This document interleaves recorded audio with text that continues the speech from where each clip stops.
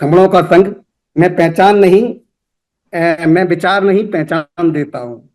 मैं इसे शुरू करूंगा।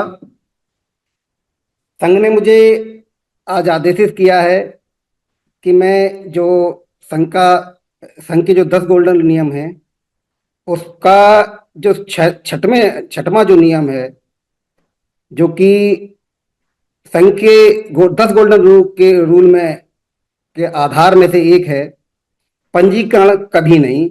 उसके लिए मुझे संघ ने इस योग्य समझा। मैं उसके लिए संघ को बहुत नमन करता हूं। गोल्डन रूल के बारे में बताने से पहले थोड़ा सा मैं जो समण पहचान है, समण विचारधारा है, 1 से 2 मिनट, 2 से 3 मिनट के अंदर मैं 2 से 3 मिनट के अंदर इस बारे में थोड़ा सा बताऊंगा। समण, ये बचा मैं जो बताने जा रहा हूँ वो नए जो हमारे साथी हैं, जो पहली बार से जुड़े हैं, ये हो सकता है कि मेरा ये वीडियो बाहर संघ की बाहर जाए, संघ के पोर्टल से निकल के। तो जो नए लोग हैं उनके लिए 2 से 3 मिनट में बताना चाहूंगा कि समर जो विचारधारा है वो हमारे साथी 2021 से पहले हम जब भी कभी किसी कोई सामाजिक कार्य में के लिए निकलते थे, मंचों से हजारों बार सुना, बड़े शाम से लोग कहते थे कि हम तो श्रवण संस्कृति के लोग हैं, कि भाई हम तो मजदूर, मजबूर, दलित, शोषित, शूद्र, नीच, हरिजन, लेबर, मजदूर और जाने कौन कौन से नाम हैं, वो श्रवण शब्द से रिलेट रखते हैं, वो श्रवण शब्द से निकले हुए हैं। इसका मतलब सीधा सीधा है। श्रवण शब्द जो है संस्कृत भाषा का जो शब्द है, वो सीधा सीधा ये कहता है कि हमारे जो पूर्वज थे वो श्रमिक थे, शूद्र थे, दलित थे, हरिजन थे, लेबर थे। लेकिन संघ ने जो पहचान दी है, शब्द को पुनर्जीवित किया है, समर शब्द को पुनर्जीवित किया है।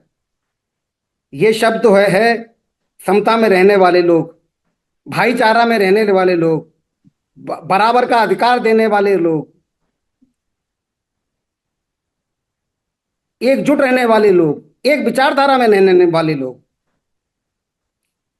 शब्द जो है, समण शब्द को तोड़ के उसको श्रमण बना दिया गया, जो कि संस्कृत भाषा का शब्द है। और संस्कृत भाषा भाषा कभी भी समणों की नहीं रही है।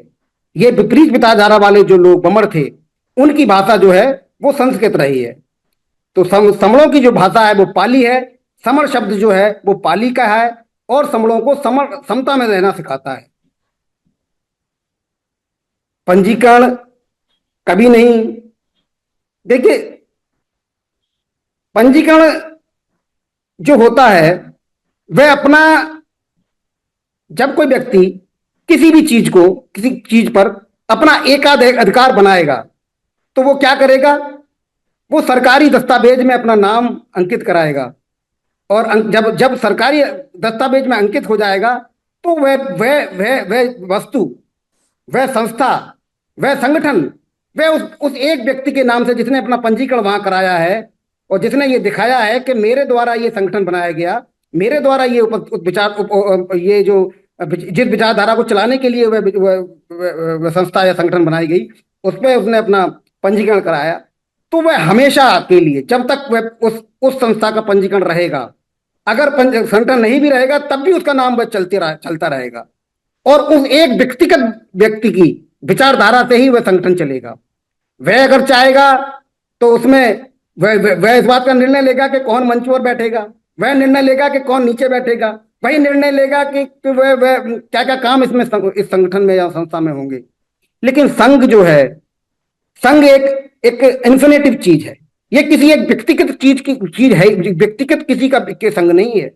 ये संघ जो है यहाँ के मूल, हम मूल निवासी कह सकते हैं, बहुजन कह सकते हैं, जिसका जो कंक्लूडेड नाम है वो समर है, वो उन सभी का संघ है।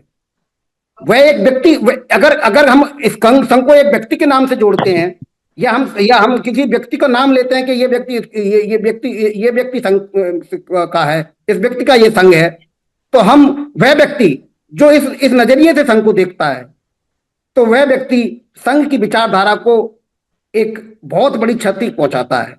और वह संघ का जो हमारा गोल्डन रूल है, संघ घातक की श्रेणी में डाला जा सकता है। संघ में प्रत्येक समूह में पैदा होने वाला, भारत देश में पैदा होने वाला, समण विचारधारा में पैदा होने वाला हर वो बच्चा, अबोध बालक पैदा होता ही संघ का हिस्सा बन जाता है।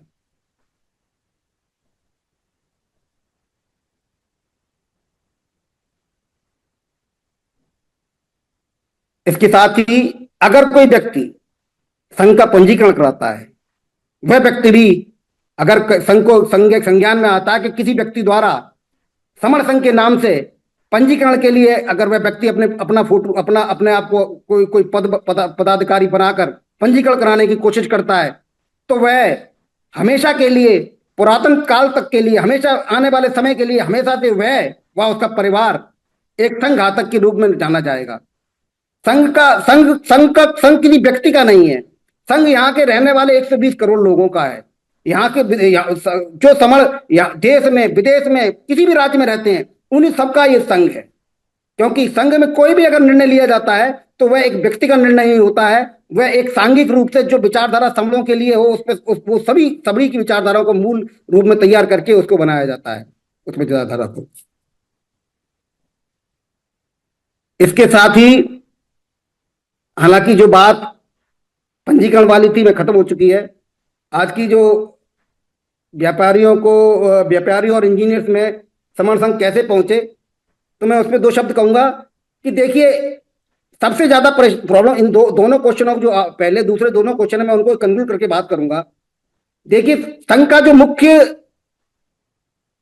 कॉन्सेप्ट है वो यह कहता है कि जुड़ना और जोड़ना। जुड़ने का मतलब यह है कि आप सबसे पहले जो संघ का गोल्डन रूल्स हैं, 10 गोल्डन रूल्स हैं, उनको बारीकी से समझें।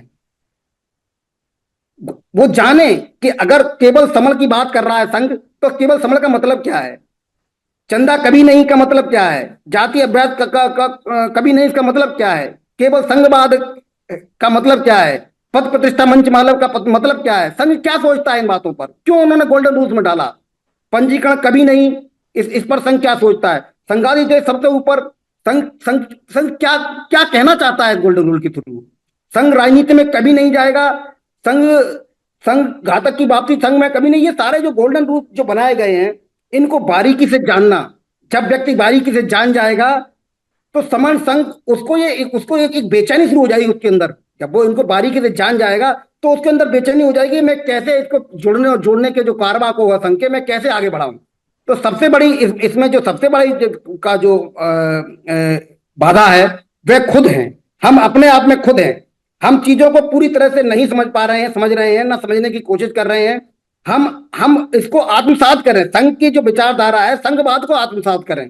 संघवाद का मतलब क्या है, उसको आत्मसात करें। या हम इसको अपने आप अंदर डालेंगे तो उसके अंदर एक बेचैनी शुरू हो जाएगी कि हमारे पूर्वजों को, जो कि यहाँ के राजा रहे हैं, यहाँ के मालिक रहे हैं, यहाँ के इंजीनियर्स रहे हैं, यहाँ के जज रहे हैं, उनको कैसे, किस षड्यंत्र के तहत श्रवण बना दिया गया। तो हम अगर इस पे इन्वेस्टिगेशन करेंगे तो जब हम अपने ऊपर इन्वेस्टिगेशन करेंगे, अपने आप को, खुद को, उस विचारधारा को पूरी तरह से जान जाएंगे संघ की, तो हम दूसरा व्यक्ति तैयार करने में देरी नहीं लगाएंगे। मैन टू मैन हमको तैयार करना है समर संघ। सबसे आसान और सबसे बढ़िया तरीका है मैन टू मैन। इस मैन टू मैन के तहत ही जो 1000 दिन का मैं समूह वाला जो कंपेनिंग शुरू हुई है, ये मैन टू मैन का ही ये एक पार्ट है। क्या संघ ने कितने संघ चंदा कभी नहीं लेता, लेकिन संघ में आप खुद अपनी जिम्मेदारी पे कैसे संघ का प्रचार कर सकते हैं। तो आप संघदान के तहत उस ग्रंथ को, जो मैं समझ का ग्रंथ जो बनाया गया, तो करीब 29-30 पेज के आसपास उसमें है पढ़ने लायक, पढ़ने वाले, आप उसको पढ़ के देखिए। आपका कोई भी प्रश्न समर संघ पर नहीं रहेगा। अभी भंते जी की बात चल रही थी, तो मैं एक बात बता दूं कि भंते जी, मैं इस बात को श्योरिटी से कह सकता हूं कि वह उनका स्वयं का अनुभव नहीं होगा। भंते जी ने अगर कोई बात कही है, वह स्वयं का अनुभव नहीं है, किसी व्यक्ति द्वारा कही सुनी बात को उन्होंने कहा। इस बात को श्योरिटी से, मैं संघ का एक जिम्मेदार व्यक्ति हूं, मैं इस बात मानता हूं मैं अपने आप को कि वह व्यक्ति उन्होंने, हमारे आदरणीय भंते जी ने उन उन ये बात कही, सुनी बात कही है। संघ कभी अनादर नहीं करता। संघ ने सबसे पहले यही कहा है कि हमारे जितने भी संत हैं, जितने भी महासमण हैं, उनका स्थान जहां भी होगा वह उच्च होगा आम समण से। तो सर मैं यही बात कर अपनी बात खत्म करता हूं। अगर भूल बस, मेरी अज्ञानता बस कोई बात ऐसी चली गई हो जो संघ की विचारधारा के अनुरूप ना हो, तो मैं, मुझे घातक में डालने से पहले मैं उस बात के लिए पहले ही माफी मांगूंगा। मुझे संघ क्षमा करेगा। संघं नमामि, संघं नमामि, संघं नमामि। नमो बुद्धाय, जय हिंद, संघं नमामि।